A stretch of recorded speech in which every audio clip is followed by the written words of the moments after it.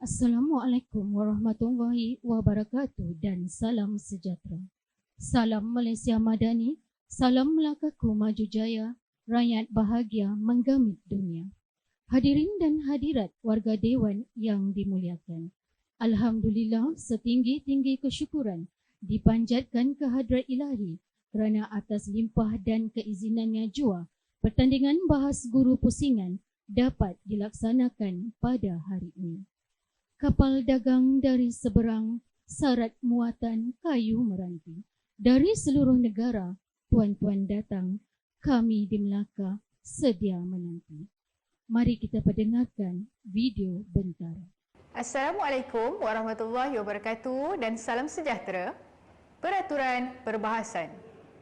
Ahli-ahli yang berhormat, izinkan saya mengingatkan ahli-ahli yang berhormat akan peraturan dan tata cara semasa bersidang. Pertama, isu sensitif yang berkaitan dengan agama, perkauman dan menyentuh peribadi seseorang adalah dilarang. Pembahas juga dilarang menampilkan tingkah laku yang menyentuh sensitiviti orang lain dan bahasa kasar yang bertentangan dengan etika seseorang pembahas berhemah. Penggunaan ayat-ayat Al-Quran dan hadis untuk mengukuhkan hujah adalah dilarang sama sekali. Unsur provokasi dan prejudis yang menyentuh pelbagai pihak dalam pertandingan atau di luar pertandingan juga dilarang sama sekali. Penggunaan perkataan yang membawa konotasi negatif dan menghina seseorang daripada aspek fizikal, warna kulit, rupa paras, keturunan, agama dan jantina juga dilarang. Sebarang rakaman sama ada dalam bentuk video atau digital yang lain adalah tidak dibenarkan sama sekali. Kedua, semua pembahas akan diberikan masa selama 8 minit untuk menyampaikan hujah masing-masing. Ketiga, selepas 3 orang pembahas setiap pasukan berhujah, pembahas keempat, pasukan kerajaan akan memilih juri untuk mendapatkan soalan spontan bagi memulakan sesi bahas terbuka. Tempoh masa persediaan yang diperuntukkan adalah selama 1 minit dan 4 minit untuk menjawab soalan yang diajukan. Juri yang telah dipilih oleh pembahas keempat pasukan kerajaan tidak boleh dipilih lagi oleh pembahas keempat pasukan pembangkang. Juri akan mengulang soalan sebanyak 2 kali sahaja. Keempat, izin laluan hanya dibenarkan selepas minit pertama. Loceng akan dibunyikan sekali pada akhir minit pertama.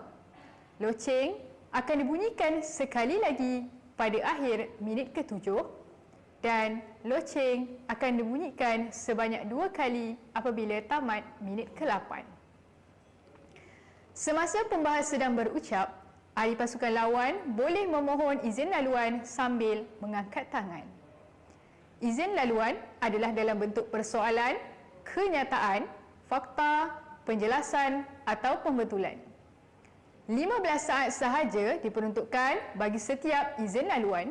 Sekiranya pembahas yang sedang menyampaikan hujah ingin memberikan laluan, pembahas boleh terus memberikan laluan dengan memberi respon sama ada memberi atau tidak memberi izin laluan kepada pihak lawan. Izin laluan haruslah padat dan bernas. Tiada izin laluan semasa sesi penggulungan.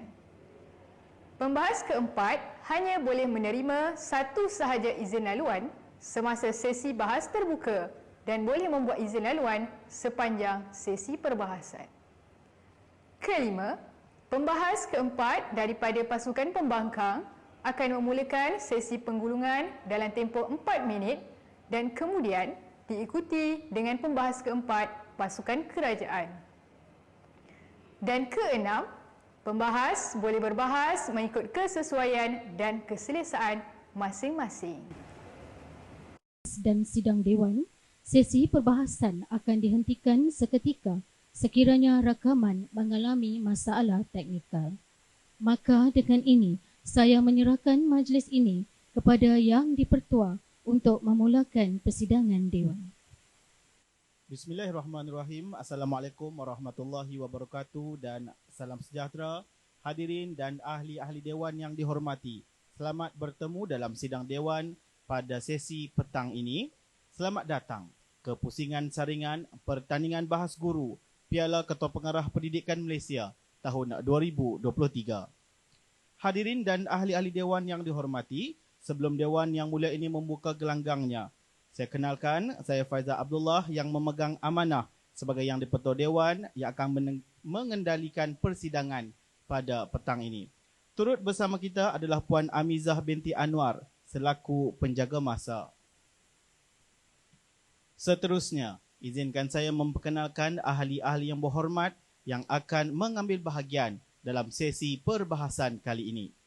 Saya mulakan dengan pasukan pihak kerajaan yang mewakili negeri Perlis, terdiri daripada Yang Amat Berhormat Azila binti Bakar merangkap Perdana Menteri, Yang Berhormat Ko Ju Yi sebagai Menteri Kedua, Yang Berhormat Ku Liana Farhani binti Ku Abdul Halim bertindak sebagai Menteri Ketiga, Yang Berhormat Muhammad Zurais bin Muhammad Nur selaku Menteri Keempat, dan Yang Berhormat Kirhiba Murugan anak lelaki Krishnan selaku Pembahas Simpanan. Seterusnya, pasukan pihak pembangkang pula yang mewakili wilayah Persekutuan Kuala Lumpur diperkenalkan. Yang Berhormat Muhammad Bakri bin Talib merangkap Ketua Pembangkang,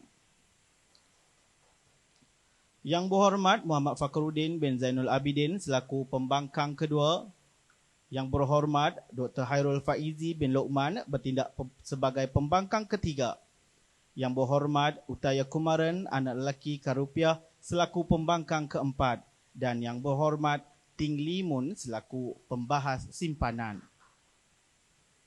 Warga Dewan yang dihormati, pertandingan perbahasan pada sesi ini akan dihakimi oleh Ketua Juri Encik Arman bin Sapuan, Juri kedua Puan Ros Anita Kartini binti Muhammad, Juri ketiga Puan Safinah binti Zakaria, Juri keempat Encik Anwar bin Len, dan juri kelima yang berusaha Dr. Azman bin Rahmat.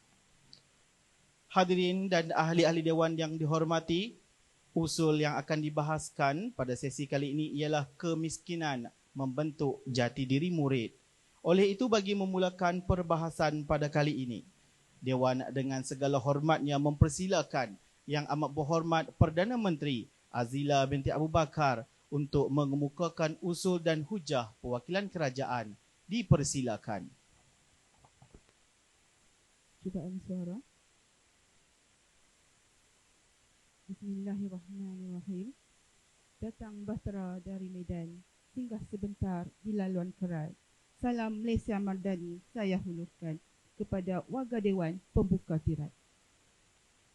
Assalamualaikum warahmatullahi wabarakatuh. Yang saya hormati Tuan Yang di-Pertua Dewan, barisan panel juri yang arif lagi bijaksana yang sedang menjunjung mahkota keadilannya, penjaga masa yang sentiasa peka dengan detak jamnya, para menteri pencadang yang saya sayangi, barisan pembangkang yang saya hormati, serta hadirin hadirat sidang Dewan sekalian. Saya selaku Perdana Menteri akan membentangkan usul kemiskinan membentuk jati diri murid yang akan dibahaskan seterusnya perlu diterima oleh sidang Dewan yang bersidang pada hari ini. Menteri kedua saya akan membidas hujah Ketua Pembangkang, Menteri ketiga akan membidas hujah Pembangkang kedua, Menteri keempat akan membangkang hujah Pembangkang ketiga. Tuan Yang di-Pertua, jati diri adalah unsur-unsur kehidupan yang mencerminkan lahiriah individu atau masyarakat. Manakala menurut Kamus Dewan, jati diri membawa maksud sifat atau ciri yang unik dan istimewa, iaitu dari segi adat, bahasa, budaya dan agama yang menjadi teras dan lambang kepribadian seseorang individu, sesuatu bangsa dan sebagainya.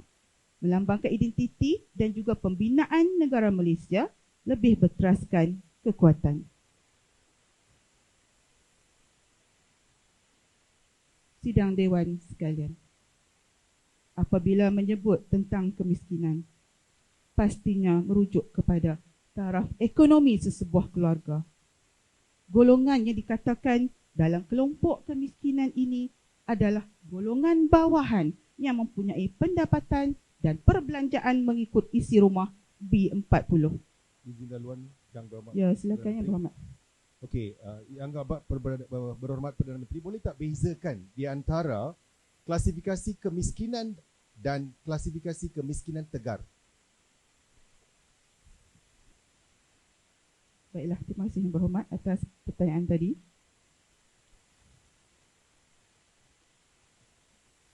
Menurut Jabatan Perangkaan Malaysia 2020,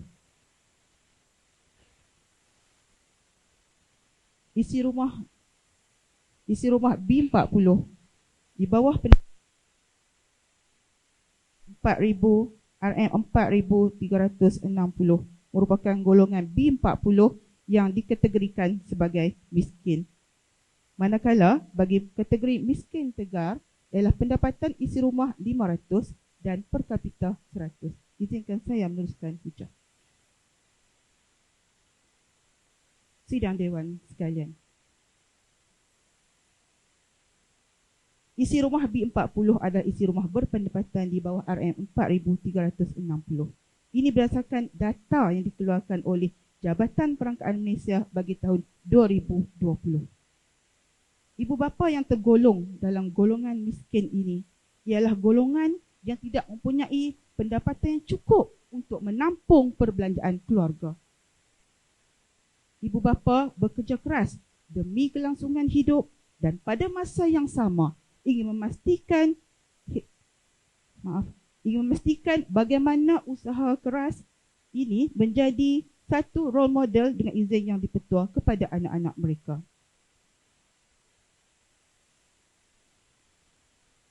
Tuan yang dipetua, apabila anak-anak ini melihat sendiri kesusahan ibu bapa, mereka akan lebih menghargai pengorbanan ibu bapa mereka. Secara tidak langsung akan membuatkan anak-anak juga akan belajar bersungguh-sungguh bagi turut membantu ekonomi keluarga pada masa akan datang. Hadirin sekalian, anak-anak yang dilahirkan dalam kelompok kemiskinan secara tidak langsung bersyukur dengan kehidupan yang telah mereka lalui.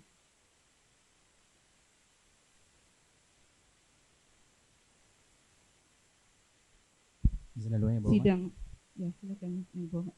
Yang Berhormat ada kata bahawa ibu bapa miskin, anak-anak bersyukur kerana lahir miskin. Mungkin boleh tunjukkan bukti bagaimana kesyukuran itu dapat mereka sampingkan yang akhirnya dapat membentuk jati diri. Silakan Yang Berhormat. Terima kasih Yang Berhormat.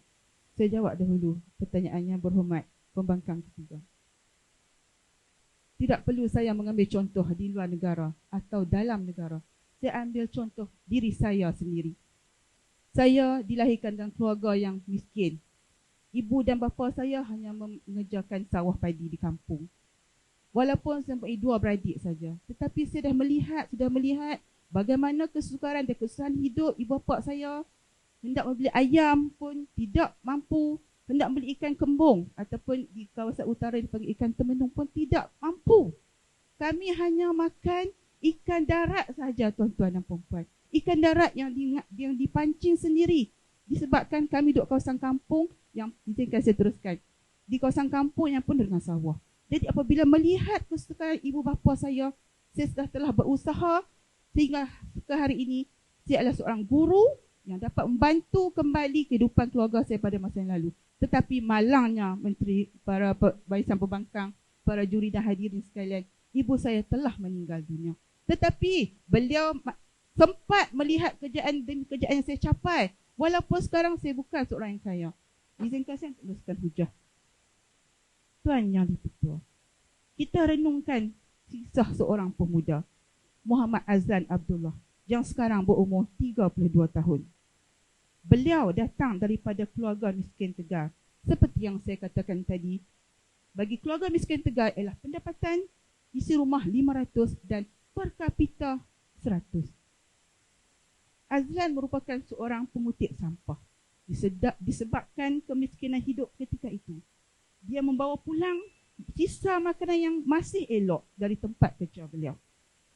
Suatu hari, apabila pulang ke rumah, beliau nampak ibunya sedang menangis melihat ulat jatuh dari poket ketika ibunya membasuh bajunya. Dari situ, beliau bertekad untuk mengubah nasib keluarga.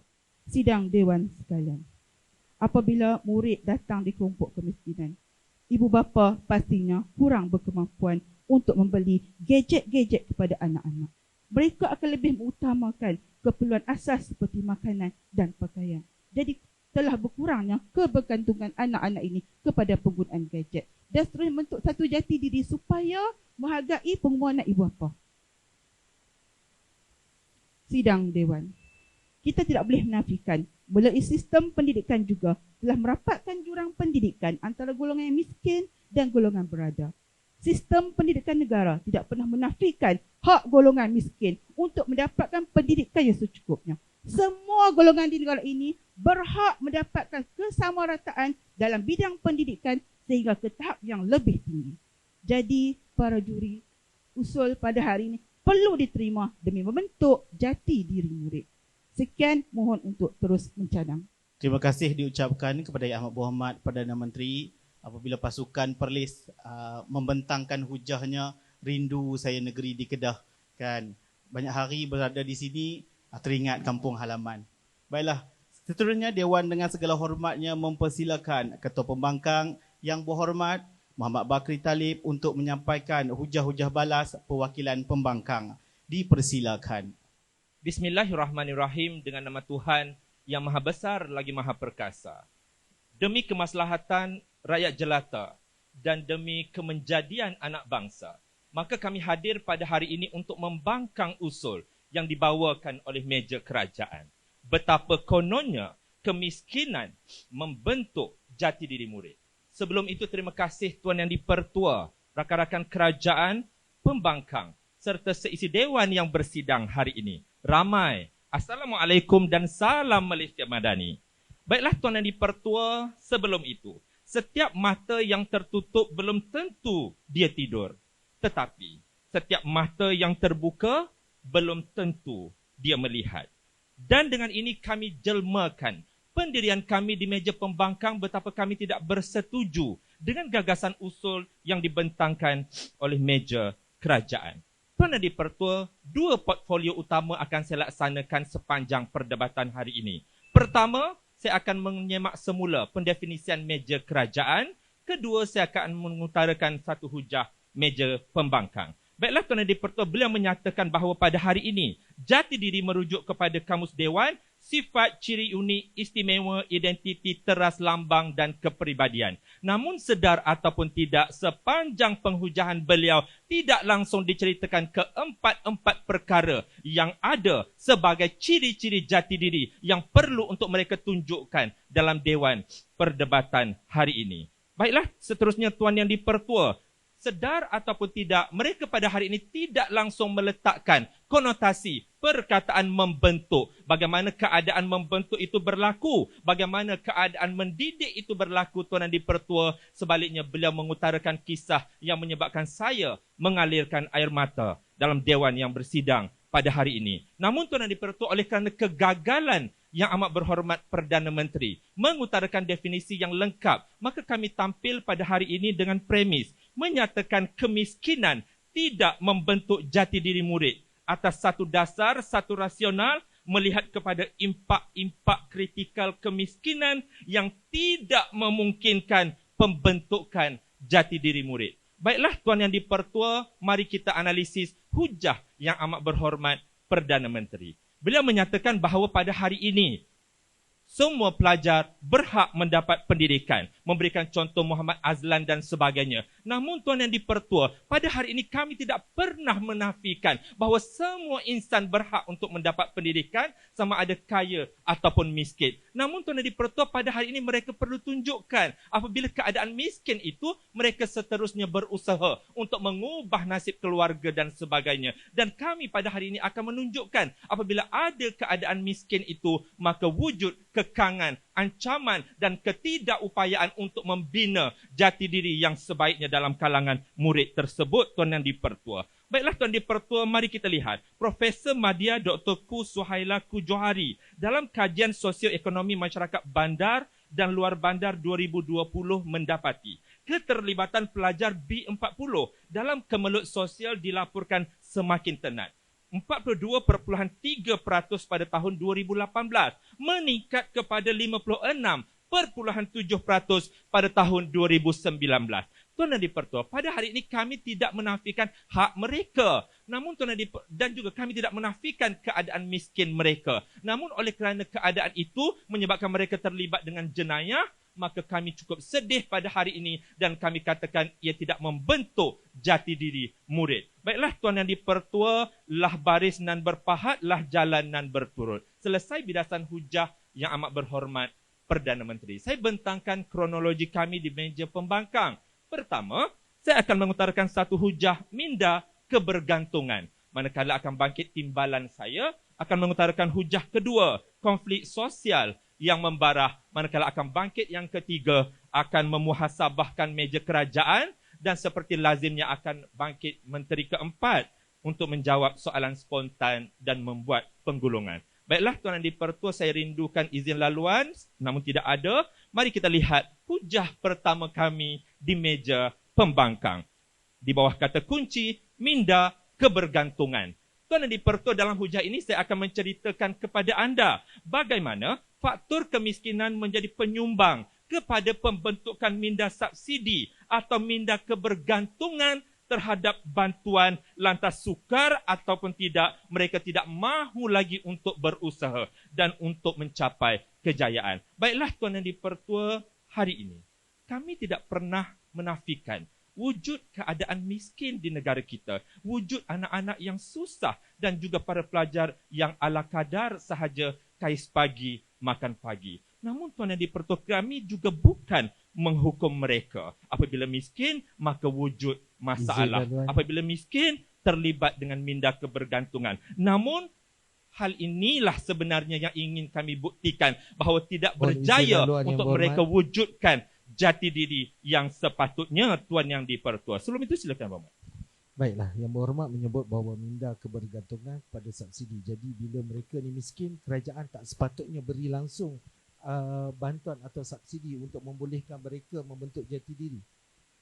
Yang Berhormat, saya tidak pernah menafikan bahawa tugas kerajaan adalah memberikan bantuan. Namun apabila ada bantuan, baru mereka bergerak, dan tidak ada bantuan, maka tidak ada pergerakan, tidak ada usaha yang dilaksanakan. Maka itulah yang kami katakan wujud minda kebergantungan, Tuan Yang di-Pertua, bagai pahat dengan penukul. Ada pahat, ada penukul, barulah pahat makan, Tuan Yang di-Pertua. Baiklah Tuan Yang di-Pertua, kita lihat bagaimana minda beasiswa. Ada Baitul Mal, ada Kuam.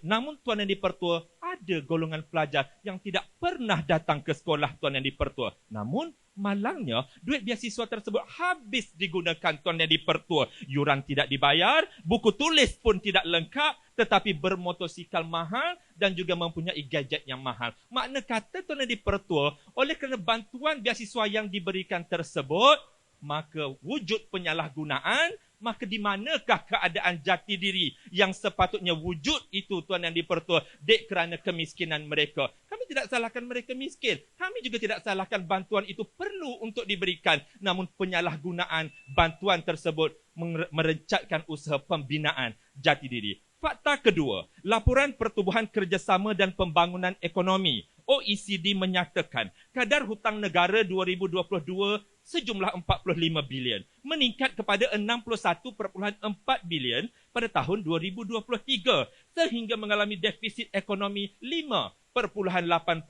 Dek kerana apa? Kerana subsidi yang banyak diberikan untuk rakyat jelata. Mari kita lihat apa masalahnya dalam kalangan murid, Tuan Yang di-Pertua.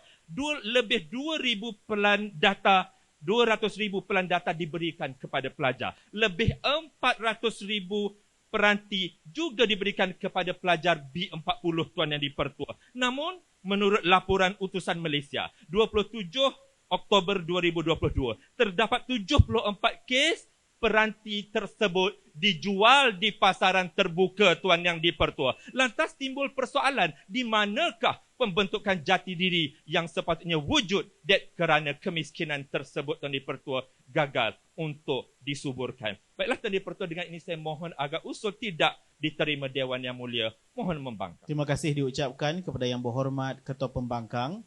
Ahli-ahli Dewan yang dihormati, arena perbahasan diteruskan dengan menjemput Menteri Kedua Yang Berhormat Ko Ju Yi untuk menyampaikan hujah-hujah perwakilan kerajaan. Dipersilakan Yang Berhormat.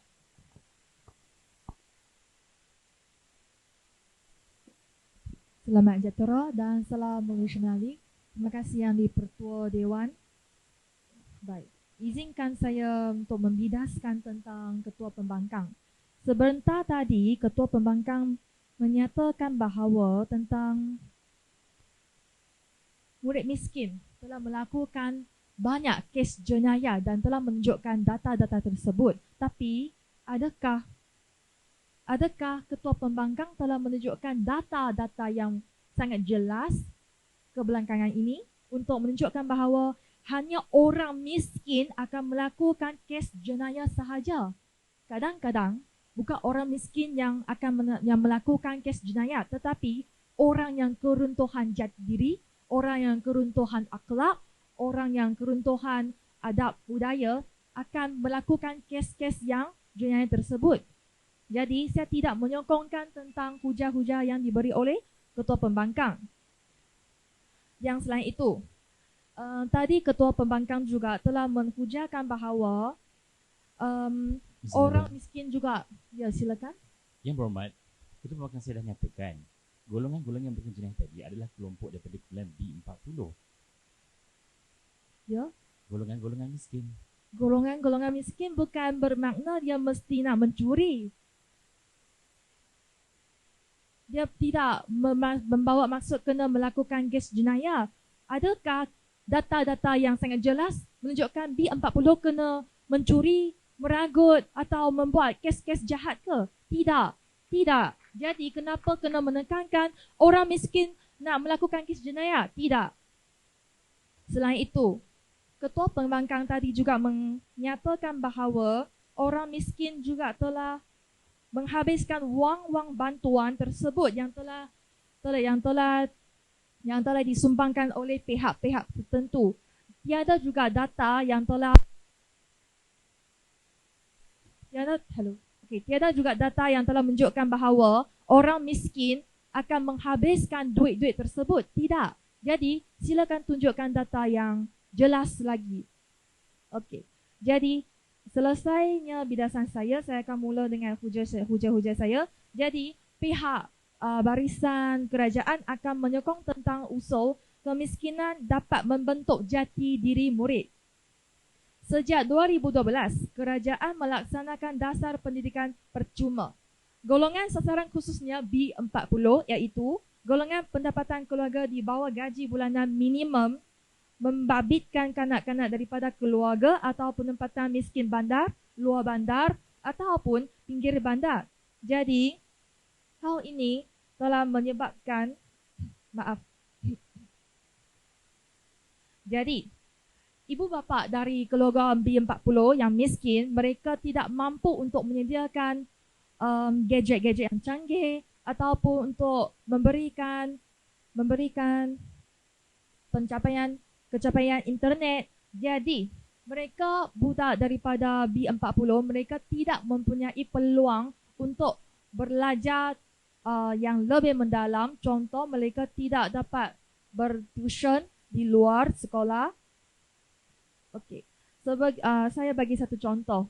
Ibu bapa yang seorang peniaga, mereka akan berniaga dari pukul 4 pagi. Jadi mereka akan bangun untuk masak nasi lemak atau mendry barang pada pagi.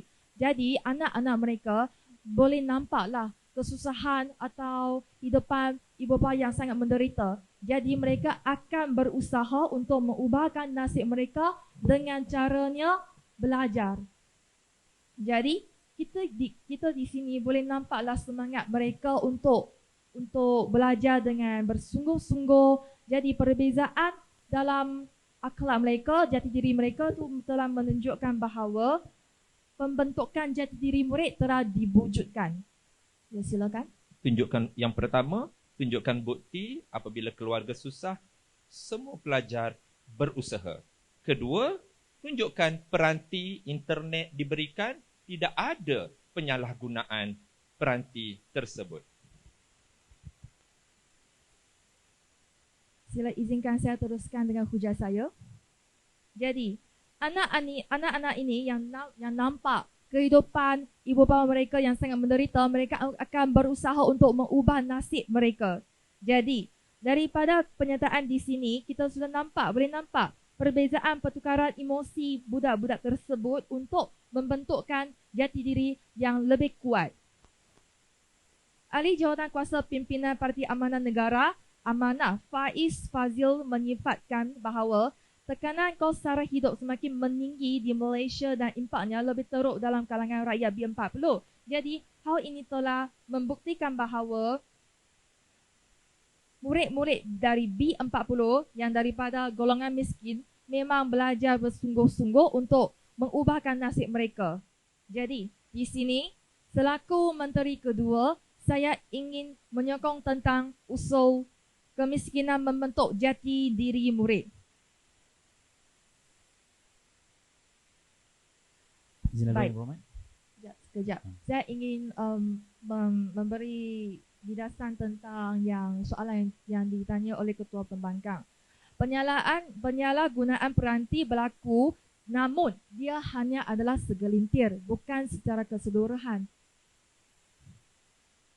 Baik, itu sahaja. Jadi, pihak barisan kerajaan akan menyokong tentang usul kemiskinan membentuk jati diri murid. Terima kasih diucapkan kepada Yang Berhormat Menteri Kedua Perwakilan Kerajaan.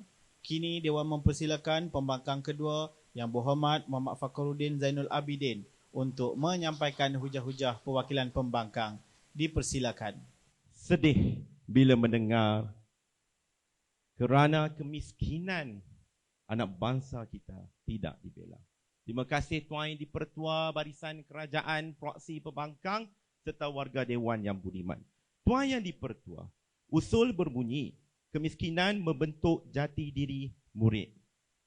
Kami di meja pembangkang Tuan Yang di-Pertua, kami meletakkan premis kami di belakang Ketua Pembangkang iaitu menyatakan bahawa kemiskinan tidak membentuk jati diri murid atas satu dasar, satu rasional, iaitu melihat kepada impak kritikal kemiskinan yang tidak memungkinkan pembentukan jati diri murid. Tuan Yang di-Pertua, izinkan saya untuk membidas apa yang diperkatakan di pihak kerajaan. Bangunnya Menteri Kedua tadi, Tuan Yang di-Pertua, kita dapat lihat beliau hanya menyatakan iaitu pendidikan percuma bawah gaji minimum. Tetapi beliau tidak menyatakan dengan data ataupun statistik yang menunjukkan bahawa kemiskinan tersebut dapat membentuk jati diri murid, Tuan Yang di-Pertua. Kedua, Tuan Yang di-Pertua, kita dapat lihat bahawa semangat belajar yang dibentangkan oleh Menteri Kedua tadi langsung tidak memberikan satu impak ataupun kesan kepada murid untuk membentuk jati diri murid. Maka segala hujah yang diperkatakan oleh Menteri Kedua tadi tidak boleh diterima pakai, Tuan Yang di-Pertua. Kedua, Tuan Yang di-Pertua, selesai bidasan oleh Menteri Kedua, manakala bangun Perdana Menteri tadi ada menceritakan berkaitan tentang anak-anak yang datang daripada keluarga yang susah, Tuan Yang di-Pertua. Saya sangat sedih bila mendengar cerita tersebut, Tuan Yang di-Pertua. Tetapi usul pada hari ini adalah untuk memberikan iaitu kemiskinan membentuk jati diri murid. Kita perlu lihat bahawa kemiskinan yang bagaimanakah yang dapat membentuk jati diri murid. Tidak dijawab oleh Perdana Menteri tadi, Tuan Yang di-Pertua. Maka terbatal hujah yang diperkatakan oleh Perdana Menteri, Tuan Yang di-Pertua. Silakan Yang Berhormat. Terima kasih Yang Berhormat. Jika Yang Berhormat mendengar dengan teliti cerita saya tadi, sudah terbukti tidak perlu memberi contoh-contoh yang lain. Sebab saya pun memberi contoh diri saya disebabkan saya juga seorang murid. Okay. Terima kasih Yang Berhormat. Saya pun seorang murid juga daripada Pulau Pinang. Tapi itu menceritakan tentang keadaan murid, Tuan Yang di-Pertua. Tetapi sekarang usul perdebatan kita pada hari ini iaitu kemiskinan membentuk jati diri murid. Maka pihak kerajaan perlu menetapkan berapakah statistik ataupun data menunjukkan hujah-hujah yang menekankan terhadap membentuk jati diri murid, Tuan Yang di-Pertua. Maka segala hujah yang diperkatakan oleh pihak kerajaan langsung tidak boleh diterima, Tuan Yang di-Pertua. Tuan Yang di-Pertua, mari kita lihat apa yang berlaku di meja pembangkang, Tuan Yang di-Pertua. Tuan Yang di-Pertua, saya selaku Menteri kedua di pihak pembangkang akan menyatakan iaitu dari segi konflik sosial yang membara, Tuan Yang di-Pertua. Tuan Yang di-Pertua, kita lihat bahawa isu yang terkini iaitu peratus murid yang bermasalah juvana, Tuan Yang di-Pertua, meningkat disebabkan oleh kemiskinan. Mengapakah meningkat, Tuan Yang di-Pertua? Statistik ini terbukti apabila 62% lelaki, 40% perempuan tergolong dalam golongan yang miskin serta mengalami masalah juvana dihadapkan ke mahkamah juvana, Tuan Yang di-Pertua. Kita lihat statistik ini dapat ditunjukkan bahawa 62% lelaki, 40% perempuan datangnya daripada mana? Datang daripada golongan B40, Tuan Yang di-Pertua. Maka saya nyatakan bagaimanakah masalah ini dapat membentuk jati diri, Tuan Yang di-Pertua. Daripada mana? Daripada kemiskinan tersebut, adakah dapat membentuk jati diri, Tuan Yang di-Pertua? Silakan Yang Berhormat. Tuan Yang Berhormat kerap meminta statistik. Adakah statistik yang dibawa oleh Yang Berhormat? Yang Berhormat sendiri tidak menyebutkan dari manakah rujukannya, adakah keabsahan yang sempurna untuk kita terima. Terima kasih Yang Berhormat. Terima kasih Yang Berhormat. Yang Berhormat, saya rasa Yang Berhormat tak sabar nak mendengar di manakah statistik itu asal. Terima kasih Yang Berhormat. Statistik ini berasal daripada rujukan Profesor Hassan Bahrom daripada Universiti Teknologi Mara, Tuan Yang di-Pertua. Ini menunjukkan bahawa kadar peratus golongan B40 meningkat, Tuan Yang di-Pertua, atas masalah juvana. Adakah membentuk jati diri? Tidak, Tuan Yang di-Pertua. Seterusnya, Tuan Yang di-Pertua, kita lihat fakta kes yang kedua. Duduk dulu Yang Berhormat. Kerusi belum panas lagi, Tuan Yang Berhormat. Tuan Yang di-Pertua, fakta kes yang kedua iaitu melalui isu gejala sosial meningkat di kalangan golongan B40. Tuan Yang di-Pertua, menurut Dr. Norma Awang dari UNIZA, Tuan Yang di-Pertua, menyatakan kes gejala sosial yang ketara adalah kes kecurian daripada 60% datang daripada golongan B40. Golongan B40 adalah golongan miskin, Tuan Yang di-Pertua. Maka 60% adalah peratus yang sangat tinggi, Tuan Yang di-Pertua. Menunjukkan bahawa adakah membentuk jati diri murid, Tuan Yang di-Pertua. Kemiskinan tersebut, maka adalah kemiskinan tersebut dapatkah membentuk jati diri murid? Tidak, Tuan Yang di-Pertua. Atas masalah yang berlaku iaitu dalam genjala sosial, Tuan Yang di-Pertua. Fakta kes yang ketiga saya lemparkan, Tuan Yang di-Pertua, daripada pihak pembangkang iaitu menyatakan bahawa faktor kemiskinan adalah punca masalah murid dalam pembelajaran. Silakan Yang Berhormat. Dari tadi Yang Berhormat menyebut beberapa statistik berdasarkan kepada kajian-kajian akademik atau ilmiah.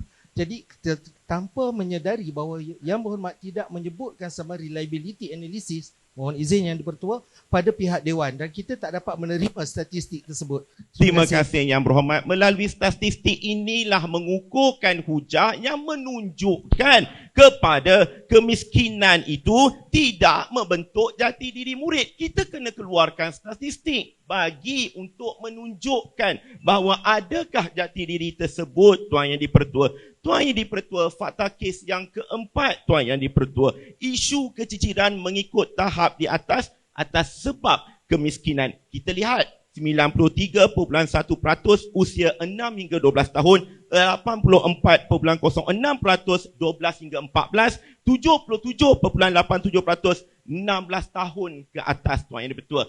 Mereka adalah golongan murid. Kita dapat lihat golongan tersebut semakin lama semakin menurun. Ini menunjukkan bahawa masalah keciciran ini atas sebab apa? Atas sebab kemiskinan yang berlaku. Statistik ini terbukti melalui OECD, laporan pentadbiran kerjasama dan pembangunan negara, Tuan Yang di-Pertua. Ini menunjukkan adakah perkara ini, iaitu kemiskinan tidak membentuk jati diri murid atas sebab apa? Atas sebab impak kritikal, kemiskinan yang tidak memungkinkan pembentukan jati diri murid. Tuan Yang di-Pertua, saya merayu agar usul pada hari ini ditolak sebulat suara tanpa sebarang kompromi. Mohon untuk membangkang.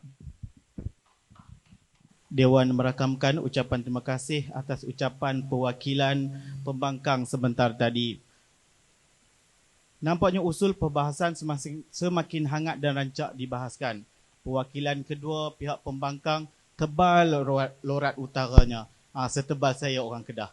Jadi kita teruskan dengan menjemput Yang Berhormat Menteri Ketiga.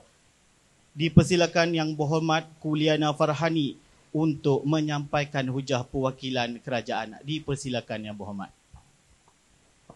Bismillahirrahmanirrahim.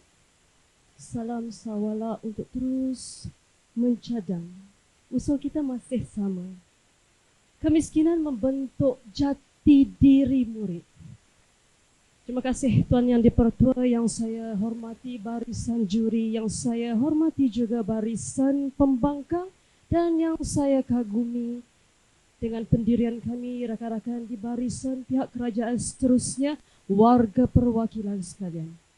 Berdirinya saya untuk terus menegakkan usul yang dibawa dan terus diperjuangkan di Dewan Perwakilan hari ini. Sebentar tadi bangun Ketua Pembangkang ada menyatakan kami gagal untuk membuktikan 4 elemen dalam makna jati diri dari segi adat, bahasa, budaya dan agama. Apabila seseorang individu itu berjaya atas contoh yang diberikan. Setiap bangsa mempunyai adat. Apabila adat yang dibawa ke hadapan, kita mengenal jati diri beliau. Daripada multi races, dengan izin Tuan Yang di-Pertua, adat itulah yang memperkenalkan bangsa apakah ini. Bahasa. Seseorang yang dikatakan mempunyai jati diri, biar ilmu kurang, namun berbahasa yang tinggi. Bukankah itu dikatakan seseorang yang mendukung jati diri yang tinggi? Ketiga, budaya. Apabila budaya dan adat dijunjung, maka tinggilah jati diri seseorang itu dalam menegakkan siapakah dia dan datang dari manakah dia. Di mana bumi dipijak, di situ langit yang kita junjung. Dan yang ketiga, agama. Saya pasti mana-mana agama di dalam dunia ini menekankan nilai moral yang tinggi. Seseorang yang tampil dengan penuh adat dan budaya adalah melambangkan agama yang murni. Ketua Pembangkang ada menyatakan, sebentar izinkan saya menghabiskan hujah. Ketua Pembangkang ada menyatakan bahawa banyak bantuan kerajaan yang diberikan yang disalahgunakan, tetapi Ketua Pembangkang tidak sedar hari ini apa yang telah dilaksanakan di peringkat sekolah rendah bahkan ke peringkat sekolah menengah. Setiap bantuan yang kita salurkan, contoh, murid perlu membeli pakaian melalui kupon, membeli perkakasan belajar melalui kupon. Jadi kupon ini digunakan untuk terus kepada pihak pembekal. Tidak ada masalah yang dipertikaikan oleh Ketua Pembangkang. Pelajar kita hari ini menghabiskan uang itu sewenang-wenangnya. Jelas menunjukkan Ketua Pembangkang tidak mengambil tahu isu-isu semasa yang cuba dibawakan oleh Kementerian Pendidikan sendiri. Silakan.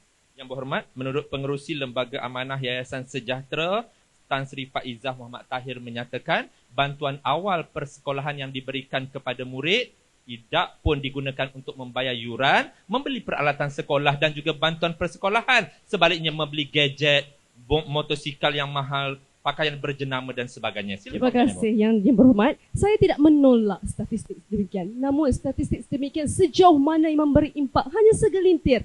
Tetapi di peringkat di sekolah rendah sendiri, guru-guru mereka akan memastikan di mana saluran ini berada. Kerana apabila contoh yang diberikan tidak membeli peralatan dan buku, apa tindakan yang diberikan? Apakah kuasa yang diberikan kepada peringkat bawahan ini? Bertanya. Malah data-data B40 per kapita, guru-guru di peringkat bawah inilah yang tahu di mana duit ini perlu disalurkan, perlu disarankan supaya tidak berlaku keciciran penggunaan wang tersebut.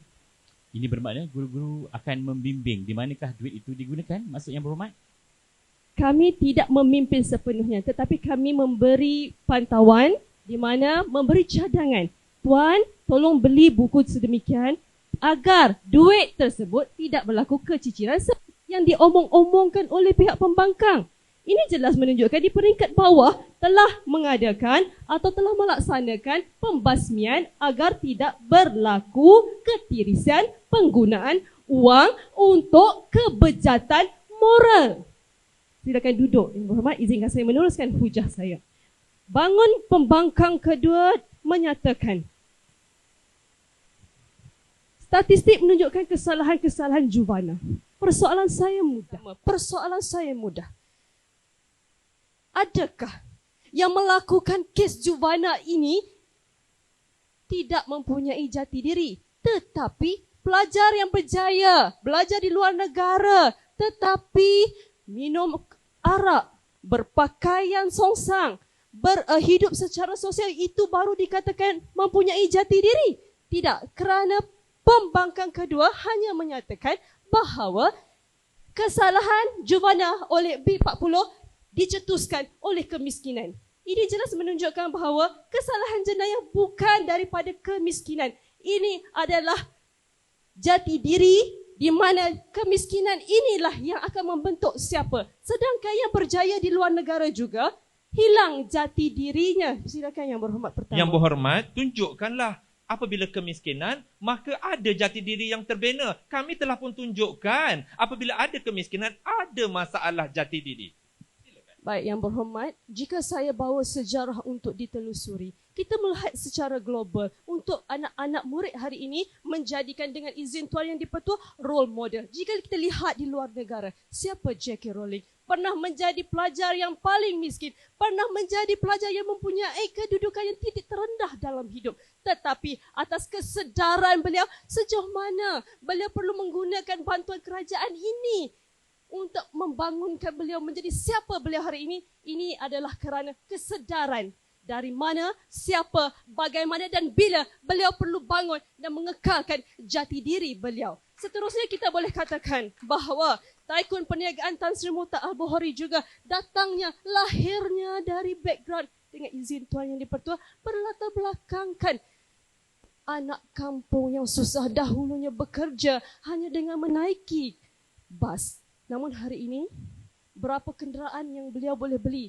Ini menunjukkan, dan hari ini menunjukkan bahawa kita perlu melihat kejayaan-kejayaan telah dicipta oleh bangsa, agama, budaya dan adat kita untuk terus mendukung jati diri siapa hari ini. Saya suka memberi contoh. Saya yakin daripada ketua pembangkang hingga kepada pembangkang keempat, jika saya izinkan untuk berkata, hari ini saya yakin pembangkang dengan bangganya mengatakan dari mana asal usul pembangkang-pembangkang, dari mana datangnya pelosok kampung, anak siapakah beliau untuk bercerita. Saya berada di meja ini hari ini kerana siapa saya yang dahulu berbanding. Jika saya berkata ni, siapakah saya hari ini di sini hari ini?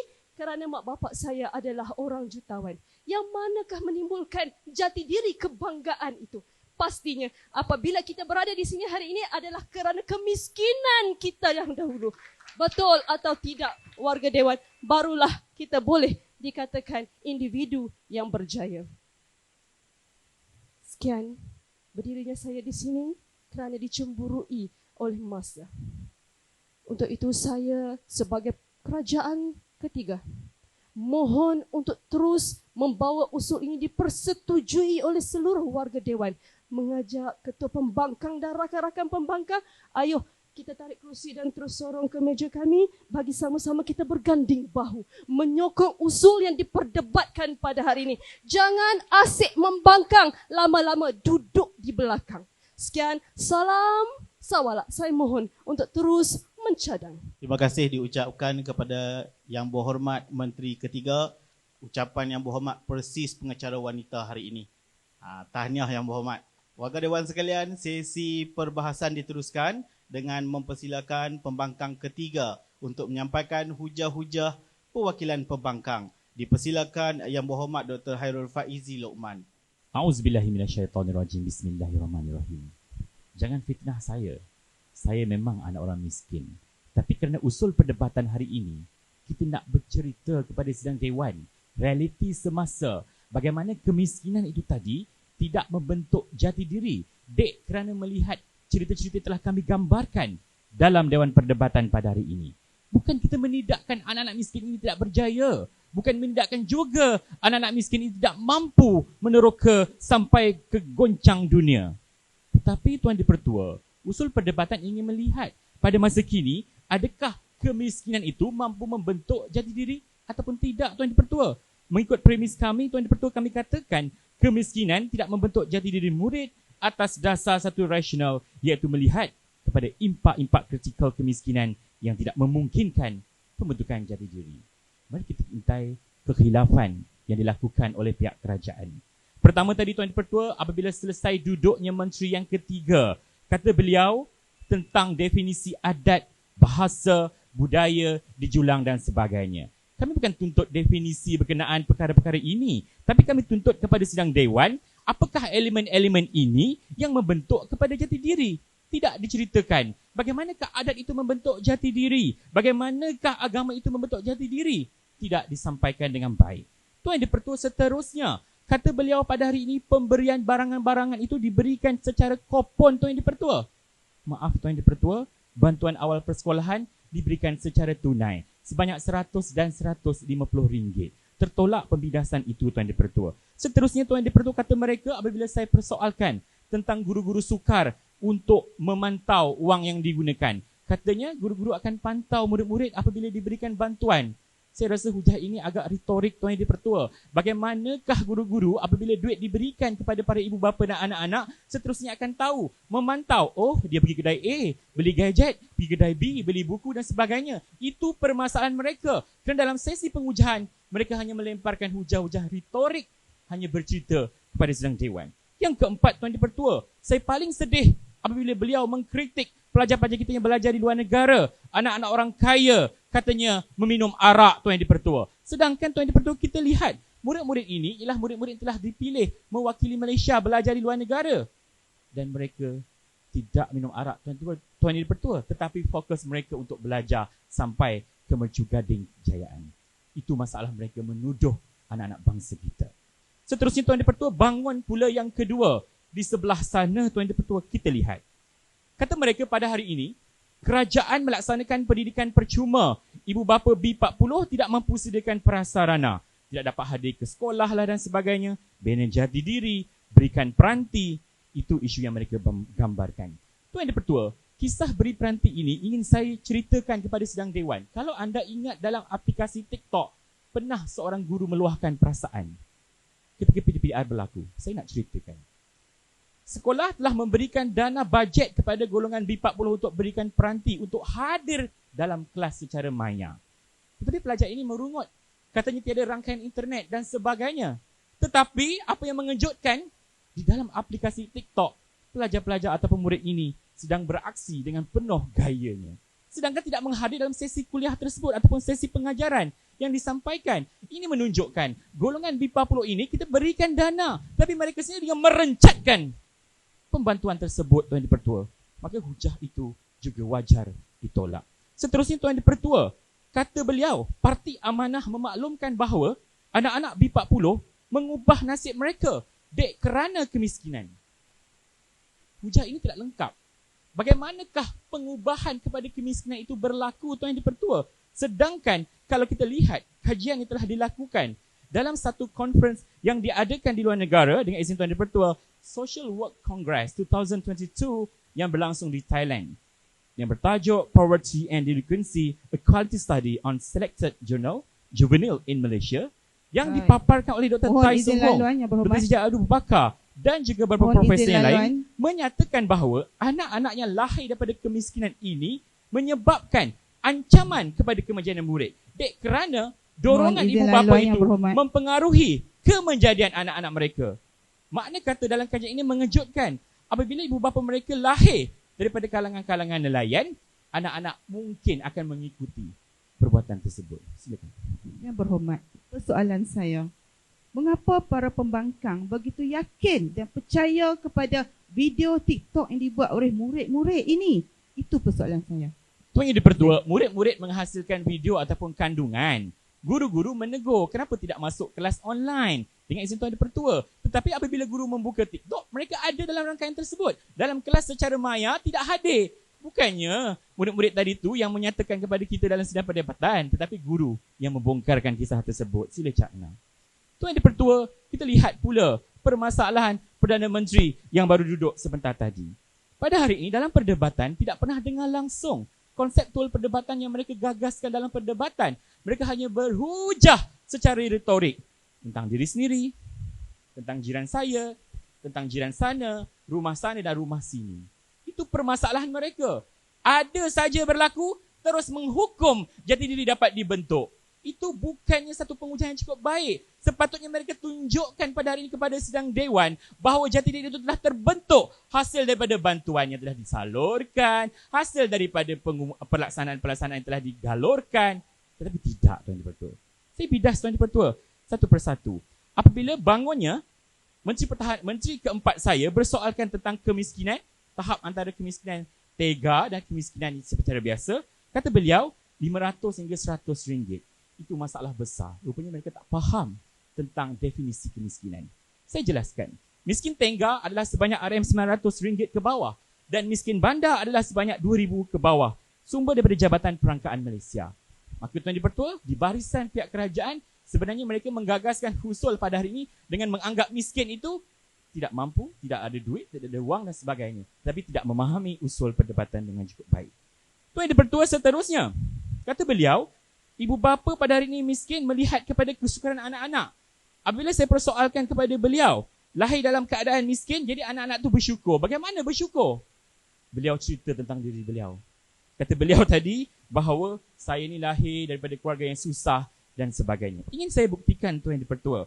Seterusnya Tuan Dipertua, kajian yang pernah dikemukakan oleh Profesor Dr. Rashidah Zainal, Fakulti Pengurusan daripada Universiti Teknologi Mara. Dalam kajian beliau dengan izin Tuan Dipertua, Housing Condition and Quality of Life of the Urban Poor in Malaysia.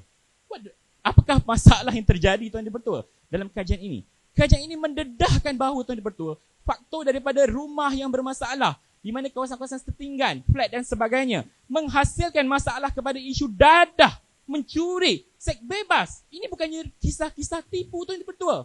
Kisah benar yang berlaku dalam keadaan masyarakat kita pada hari ini, golongan B40. Tuan Dipertua seterusnya hujah beliau. Kata beliau pada hari ini, Muhammad Azlan Abdullah, pengutip sampah, menangis, kesepian dan sebagainya Tuan Dipertua. Pada hari ini Tuan Dipertua, saya nak cerita satu cerita untuk semua dengar. Kisah berlaku sendiri kepada saya sebelum kita menghabiskan masa. Pelajar saya hadir ke sekolah, murid saya. Berbau sangat busuk, bau getah. Saya menduga kenapa beliau sangat berbau busuk. Rupanya beliau bangun seawal jam 4 pagi di kawasan estate di Rawang. Untuk apa Tuan Dipertua? Membantu bapa menurai getah sampai pukul 10 pagi dan hanya menukar pakaian dan hanya menerima RM1 untuk dibelanjakan. Maka Tuan Dipertua, ini kita tidak mahu. Bila masalah ini terjadi, maka Tuan Dipertua, usul pada hari ini sewajarnya kita tolak. Iaitu kemiskinan membentuk jati diri. Memang tidak pernah pun terjadi. Tetapi kemiskinan itu tidak mampu membentuk jati diri. Mohon untuk terus membangkang. Terima kasih Yang Berhormat Pembangkang ketiga. Sidang akhir kita pada hari ini penuh dengan warna cerita-cerita. Kenalah dengan waktu petang macam ni. Baiklah, sidang Dewan yang dihormati, demikianlah tadi hujah-hujah daripada kedua-dua pihak, kerajaan dan pembangkang. Berombak rendah di Kuala Kedah, damai anginnya menerjah muara. Kerajaan sudah, pembangkang pun sudah. Tiba masanya bahas terbuka. Untuk sesi ini, pembahas keempat daripada pihak kerajaan dan pihak pembangkang perlu memilih seorang juri untuk menerima soalan spontan. Baiklah, kita akan mulakan sesi bahas terbuka daripada pihak kerajaan terlebih dahulu. Dipersilakan Menteri keempat untuk memilih dan menerima soalan daripada mana-mana wakil juri. Soalan akan diulang sebanyak 2 kali sahaja. Dipersilakan. Saya memilih juri ketiga. Baiklah, dipersilakan juri ketiga untuk memberikan soalan.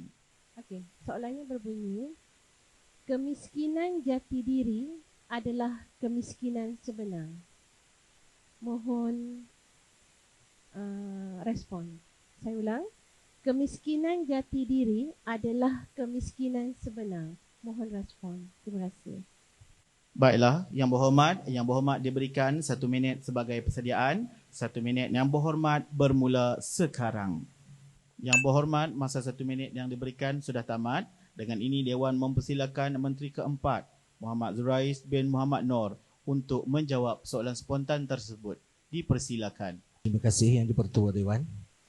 Kemiskinan jati diri adalah kemiskinan sebenar. Tajuk yang ingin saya memberikan lontaran komentar saya. Baik. Yang pertama, kemiskinan jati diri sememangnya kemiskinan sebenar seseorang manusia. Hilangnya jati diri seorang manusia itu sebagai dirinya, maka dia menjadi manusia yang paling miskin di dalam dunia. Apabila jati diri itu tidak dapat dipastikan pada setiap individu, maka sememangnya dia miskin kerana jati diri itu meliputi 4 perkara, iaitu budaya, bangsa, agama dan juga adat. Maka dia menjadi manusia yang paling miskin di dalam dunia. Sidang hadirin dan Dewan yang mulia, hari ini mari kita lihat, apabila seseorang itu hilang jati dirinya kepada adab sopan yang selama ini dididik daripada kecil hingga ke dewasa, maka dia sebenarnya telah meruntuhkan maruah dirinya sendiri. Hilang adab sopan. Sebab itu pepatah ada mengatakan, biar kurang ilmu, jangan kurang adab. Seterusnya, apabila dari segi budaya, dia hilang jati diri dalam budayanya, dia tidak dapat dipastikan apakah budaya yang dibawa oleh dirinya. Kerana telah kehilangan jati diri, dia lebih berbangga dengan budaya lain. Kalau bangsa Melayu, dia hilang budaya Melayunya, tapi lebih berbangga dengan budaya orientalis. Silakan Yang Berhormat. Yang Berhormat, soalan tadi adalah kemiskinan jati diri, bukan hilangnya jati diri. Bezakan Yang Berhormat? Tuan, bila kemiskinan jati diri ini, kita meletakkan miskin itu kerana apa? Kena faham juga, bila seorang tu miskin, secara rawak atau secara totalnya, dia adalah seorang yang muflis. Seorang yang muflis ni, dia hilang dah semua. Kenapa kita nak fikirkan hanya dengan istilah antara miskin dan juga hilang? Seorang yang miskin, kalau miskin tegak, kedudukan keuangannya RM900 ke bawah. Apa yang mampu dilakukan? Dia menghampiri kepada muflis. Begitu juga bila miskin jati diri. Dia tidak memiliki apa-apa dalam dirinya. Hilang segala jati diri dia. Dia terlalu miskin, terlalu tidak memahami sama ada daripada adat, bahasa, budaya dan agamanya. Maka di sinilah letaknya kemiskinan yang sebenar. Tuan-tuan yang berhormat, tuan yang di-Pertua, hilang jati diri sebagai contohnya. Hilang kemiskinan jati diri seorang rakyat Malaysia berada di luar negara, rela untuk menjatuhkan maruah negaranya sendiri, memomok-momokkan kata negaranya adalah bukan negara yang baik, mengatakan negaranya bukan negara yang sesuai untuk dihuni, negara yang mempunyai cukai yang lebih tinggi, negara yang mempunyai pelbagai masalah lagi. Hakikatnya dia dibesarkan di dalam negara tersebut. Dia menerima beasiswa untuk pergi belajar di luar negara. Ada sesetengahnya, bukan semua, saya kata sesetengah. Dan ada di antaranya yang begitu berbangga dengan budaya baru yang dikenalinya. Itulah kejutan budaya kerana kemiskinan jati diri. Sekian, wabillahi taufiq wa hidayah. Assalamualaikum. Terima kasih diucapkan kepada Yang Berhormat Menteri keempat. Kita teruskan lagi sesi bahas terbuka perwakilan pembangkang. Dipersilakan wakil pembangkang untuk memilih dan menerima soalan dari barisan juri. Dipersilakan. Terima kasih Yang di-Pertua Dewan. Saya memilih juri keempat. Persilakan juri keempat untuk memberikan soalan. Peranan media massa, jati diri tergadai. Peranan media massa, jati diri tergadai. Okay, terima kasih.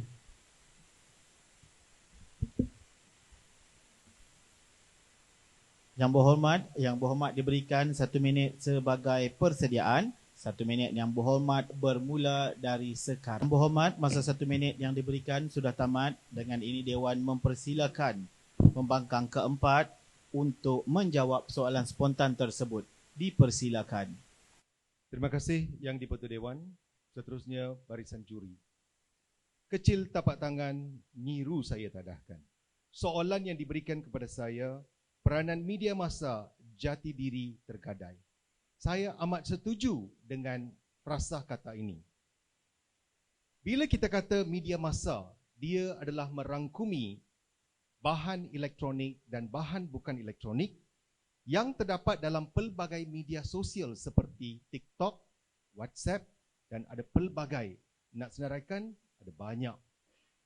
Namun begitu, apakah masalah di sini? Di sini, media massa ini sukar untuk dipantau oleh ibu bapa. Kenapa sukar untuk dipantau? Kerana dia bebas. Dia adalah luas. Tidak dikawal oleh kerajaan sendiri pun. Kerana kita boleh menerima daripada luar negara dan juga dalam negara. Dan juga daripada musuh negara.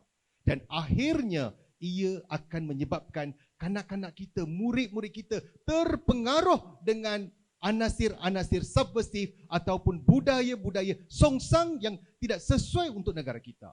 Apabila kita kata tentang jati diri ini adalah bergantung kepada adat, agama, bahasa dan budaya. Bagaimana media massa ini boleh meruntuhkan jati diri ini dari aspek adat, agama, budaya dan bahasa, akan saya terangkan. Pertama, dari segi adat, masyarakat kanak-kanak sekarang sudah lupa tentang adat, terutamanya adat Temenggung dan adat Perpatih. Mana ada kanak-kanak yang masih kenal tentang adat-adat seperti ini? Sudah dilupakan. Ini adalah disebabkan oleh media massa. Yang kedua, dari segi agama, ramai kanak-kanak di Malaysia, remaja khususnya, sudah terikut dengan fahaman etisma. Ini angka-angka yang diberikan oleh Jabatan Agama Islam sendiri. Ramai orang telah terpengaruh dengan etisma. Apa sebab? Kerana media massa yang tidak dikawal dan akhirnya jati diri diruntuhkan. Seterusnya, dari segi bahasa. Bahasa adalah sesuatu identiti negara kita. Bahasa tidak boleh dilupakan. Bahasa jiwa bangsa. Tetapi apa berlaku sekarang? I want to eat nasi goreng. Itulah yang digunakan sekarang. Pencemaran bahasa yang akhirnya jati diri negara diruntuhkan. Silakan Tuan. Terima kasih Yang Berhormat. Media massa hari ini berkongsi tentang silang budaya. Adakah kita menafikan media massa ini boleh meruntuhkan? Terima kasih Yang Berhormat, sila duduk. Okey, silang budaya. Tetapi apabila apa yang saya maksudkan di sini adalah kurangnya kawalan. Kawalan yang tidak adalah itulah yang meruntuhkan perkara ini. Sebab itu kami kata perkara ini perlu dipantau oleh ibu bapa dan juga pihak guru. Seterusnya tentang budaya. Budaya, silang budaya ini bagus. Kita kena faham antara budaya Melayu, budaya Cina, budaya India, budaya Sabahan dan Sarawak. Itu adalah digalakkan. Kita perlu tahu tentang masyarakat dunia. Tetapi apabila kita terpengaruh, terikut seperti pakaian hippies. Kalau kita pergi ke Bukit Bintang, pelajar memakai seluar yang londeh, yang mana ditarik, boleh jatuh terus. Dan tidak rasa malu langsung, mereka akan jalan seperti tak tahu apa benda berlaku. Dan akhirnya akan menarik dan lagi sekali mereka akan turunkan semula. Ini semua disebabkan oleh apa? fahaman media massa yang tidak dikawal akhirnya meruntuhkan jati diri negara bangsa. Oleh itulah saya berpendirian peranan media massa jati diri tergadai amat sesuai. Itulah yang menyebabkan negara kita menghadapi masalah gejala sosial. Sekian, terima kasih. Demikianlah tadi hujah-hujah dan jawapan balas debat terbuka daripada kedua-dua pihak kerajaan dan pembangkang. Sekarang tibalah masanya untuk sesi penggulungan. Dipersilakan Yang Berhormat Pembangkang keempat untuk menyampaikan hujah-hujah penggulungan perwakilan pembangkang. Dipersilakan. Hujan panas permainan hari, senang susah permainan hidup. Terima kasih Tuan Yang Dipertua, barisan kerajaan dan barisan pembangkang, seterusnya warga Dewan yang dimuliakan. Salam sejahtera dan salam perpaduan, salam Malaysia Madani. Usul pada hari ini masih sama. Kemiskinan membentuk jati diri murid. Namun begitu barisan pembangkang membawa premis, kemiskinan tidak membentuk jati diri murid. Atas satu dasar, satu rasional, melihat kepada impak-impak kritikal kemiskinan yang tidak memungkinkan pembentukan jati diri murid. Arena pergulungan sudah bermula, izinkan saya untuk melakukan 3 portfolio. Pertamanya, saya akan buat analisis wujahan barisan kerajaan dan seterusnya analisis wujahan barisan pembangkang dan akhir sekali timbang tara akhir pendapatan. Kenapa usul pada hari ini perlu ditolak? Tuan Yang Dipertua Dewan, pihak kerajaan telah mengutarakan 2 hujah. Hujah pertama mereka ialah ibu bapa miskin meningkatkan jati diri murid. Namun begitu, kami di pihak pembangkang, kemiskinan keluarga menyebabkan pelbagai konflik berlaku kepada murid. Akhirnya murid gagal menumpukan perhatian kepada pendidikan dan akhirnya berlaku keciciran. Keciciran inilah menyebabkan gagal membentuk jati diri. Kalau tidak pergi ke sekolah, manalah nak belajar tentang jati diri. Seterusnya, hujah kedua pihak pembangkang kerajaan. Dasar pendidikan percuma. Dasar pendidikan percuma sebenarnya mewujudkan mindah kebergantungan. Dan akhirnya pelajar tidak berusaha untuk memajukan diri dan kekal dalam kadar kemiskinan sahaja. Saya bagi satu contoh. Negara Jepun yang ranap punap sama sekali dalam Perang Dunia Kedua telah bangkit dalam masa 30 tahun dan telah keluar daripada kemiskinan dan menjadi negara kaya. Tetapi jati diri mereka adalah amat tinggi dalam dunia. Bukankah ini membuktikan bahawa kemiskinan tidak membentuk jati diri negara? Seterusnya, saya pergi kepada hujah-hujah kami daripada barisan pembangkang.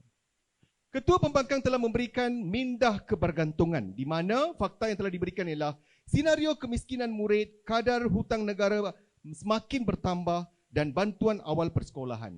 Teori Maslow menyatakan bahawa 6 hierarki diberikan. Hierarki pertama adalah fisiologi. Fisiologi itu menekankan tentang rumah dan makanan dalam diri sendiri. Itulah yang akan, kalau itu sudah sesuai dan kondusif, itulah yang akan membawa kejayaan kepada murid pada akhirnya menjadi jaya diri dalam kehidupan dia. Tetapi kemiskinan inilah yang tidak membentukkan jati diri kerana mereka masih kekal tidak mau berusaha untuk memajukan diri. Seterusnya, hujah yang kedua, konflik sosial yang membara. Di mana kita telah menyatakan tentang masalah juana yang semakin meningkat dan gejala sosial dalam kalangan murid juga meningkat. Untuk inilah saya nak kaitkan dengan Confucius. Confucius kata, jangan bagi ikan, berilah cara untuk menangkap ikan. Selagi mereka bergantung kepada orang lain untuk tinggal dalam kadar kemiskinan, mereka tidak boleh majukan diri. Itulah menyebabkan tidak dapat membentuk jati diri mereka. Akhir sekali, timbang tara akhir perdebatan. Bagi pihak kerajaan, mereka hanya menyatakan tentang dasar pendidikan percuma ibu bapa miskin. Ini semua membuktikan mereka gagal membentuk jati diri mereka. Sebab itu kami, pihak pembangkang, kami menyatakan kemiskinan inilah menyebabkan murid tidak dapat fokus kepada pendidikan dan akhirnya hilang motivasi dan kadar jenayah meningkat dan ini akhirnya tidak dapat membentuk jati diri kalangan murid. Selagi mereka menggunakan alasan kemiskinan dan kemiskinan inilah mereka difokuskan kepada perkara lain dan mereka lupa alpahkan tentang jati diri mereka. Sebab itu kita menekankan pohon usul pada petang ini ditolak sama sekali tanpa sebarang kompromi. Sekian, terima kasih. Rakan-rakan di barisan kerajaan serta warga Dewan yang mulia hari ini. Jepun contoh yang dibawa oleh penggulungan pembangkang. Persoalan mudah Adakah selepas letupan Hiroshima dan Nagasaki, Jepun tidak jatuh miskin? Jati diri itu terbentuk kerana kemiskinan yang berlaku selepas peperangan. Itu contoh yang dibawa oleh mereka dan saya perjelaskan kembali. Tuan-tuan, warga dewan yang saya hormati, dalam menghujahkan untuk menolak usul kita pada hari ini, pembangkang terlalu idealis dalam memberi hujahan-hujahannya, mempertikaikan segala-galanya dan memberi idea yang teramat jauh, terlalu tinggi idealisnya. Ingatlah bahawa bila kita berada di lapangan, idealisme itu ada kalanya tidak dapat dipergunakan. Analogi termudah, bila ibu-ibu kehabisan resepi di rumah, ingin memasak dan akhirnya okey, teringat hari ini kita masak sup. Sesuai tak ikan keli yang ada dalam peti ais tu nak buat sup? Inilah contoh idealis. Bila terlalu idealis, ia tak sesuai digunakan di lapangan. Usul kita hari ini adalah untuk memastikan bahawa jati diri tetap kekal sekalipun anak murid itu miskin. Dan kemiskinan ini bukan sesuatu yang akan merosakkan mereka, tetapi akan membawa mereka lebih berjaya. Ingat, bila kita merdeka pada tahun 1957, tuan-tuan dan puan-puan, nyatakan pada saya berapa buah kenderaan yang meluncur di atas jalan raya di bumi Malaysia. Yang ada kenderaan hanya ketua menteri dan juga sebahagian besar adalah pengurus-pengurus estate. Hari ini, sebuah rumah 2 buah kenderaan menunjukkan bahawa hari ini kita lebih mewah daripada dulu. Bermakna dulu kita miskin, tetapi hari ini kita berjaya membentuk Malaysia yang semakin maju ke hadapan. Kerana kita mempunyai jati diri yang cukup kuat atas faktor kemiskinan lampau kita. Kita ingin mengubah nasib kita. Jangan kemiskinan itu turun pada anak cucu kita. Itulah hakikatnya bagaimana jati diri itu terbentuk. Dan kita teruskan. Seperkara lagi yang saya ingin ingatkan pada tuan-tuan dan puan-puan warga sidang dewan, tuan-tuan pembangkang, beri statistik berdasarkan kajian-kajian ilmiah yang tidak menyebut mana-mana geografi kajian tersebut, tidak menyebut di mana sejauh manakah kebolehpercayaan dan kesahan sesuatu kajian itu dan dibentangkan di Dewan yang mulia ini, dan kita nak menggubal dasar atas statistik yang kita sukar untuk percaya. Statistik tersebut. Adakah Dewan ini hendak mengikut dan menurut sahaja statistik-statistik? Mengapa tidak tunjukkan kepada kita apakah statistik Juvana daripada Mahkamah Juvana? Daripada keputusan-keputusan Mahkamah Juvana, ataupun peranti dijual katanya, tapi tunjukkan daripada mana peranti itu dijual, kepada siapa. Jadi secara dasarnya tuan-tuan dan puan-puan, sepatutnya kita tetap menerima bahawa usul pada hari ini. Sekian, wabillahi taufiq wal hidayah. Assalamualaikum warahmatullahi wabarakatuh.